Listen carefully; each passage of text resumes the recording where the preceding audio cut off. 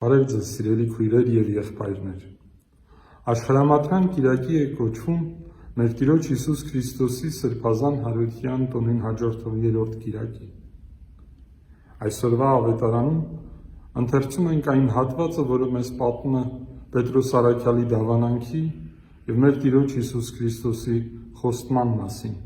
կառուցել եկեղեցին այդ դավանանքի հիման վրա։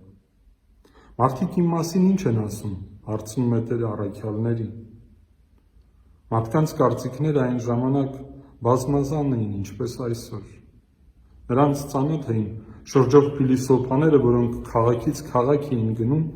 որպեսզի բազմամարդ հրապարակներում եւ հավաքատեղիներում, ժողովարաններում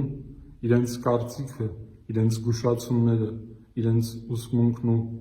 մտքերը, գաղափարները փոխանցեին մարդկանց։ Այսօր էլ մեզանից յուրաքանչյուրը կարող է իր կարծիքն արտահայտել իլուր աշխարհի, բայց այս մեկի մոտ ինչ որ մի բան ուրիշ էր։ Նա նման չէր բոլոր փիլիսոփաներին, նրա խոսքը ուժ ուներ, զգում էին, որ դա տարբերվում է մյուսներից։ Նրա խոսքերը ազդեցիկ էին, նրանք ներդաշնակ էին գործերի հետ։ Մարդիկ կարծում էին, որ նա Հիսուս Քրիստոս մարգարե է կամ հինկտակարանյան օրենսդիրներից մեկը, Աստծո մի մարդ, որը հրաշքներ է գործում։ Լսելով առաքյալների պատասխանին, Քրիստոս հարցնում է նրանց. իսկ դուք ինչ եք կարծում, ով եմ ես։ Պատասխանը միանշանակ էր, եւ իմպուլսիվ Պետրոս առաքյալը առաջինը բոլոր առաքյալների անունից ասում է. դու ես Հիսուս Քրիստոս, կենդանի Աստծո որդին։ Մեր կաթոլիկ եւ արևմտյան քույրերն ու եղբայրները շփոթվում են, երբ կարծում են, որ Տիրոջ պատասխանը Պետրոսին վերաբերվում էր միայն նրա անձին, ընդհակառակը։ Տիրոջ պատասխանը, թե դու վեմ ես եւ այդ վեմի վրա պիտի շինեմ իմ եկեղեցին ու դժոխքի դռները այն չպիտի հաղթահարեն, վերաբերվում է այն դավանանքին, որը Պետրոս առաքյալը բոլոր առաքյալների անունից բարձրաձայնեց։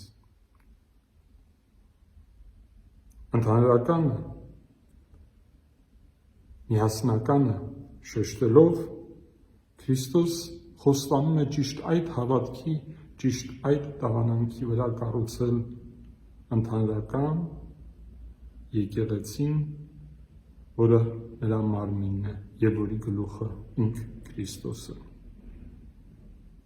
Սա է այն հիմնական պատճառներից մեկը,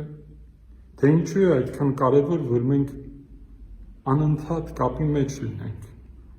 առաքյալների, դավանանքի, ավանդությունների հետ, որոնք սերնդից սերունդ մեզ են փոխանցվել եւ փոխանցում արդեն 2000 տարիներ ի վեր։ Ուրեմն եկեք օգտագործենք այս նոր կանաչ կիրակին հարության,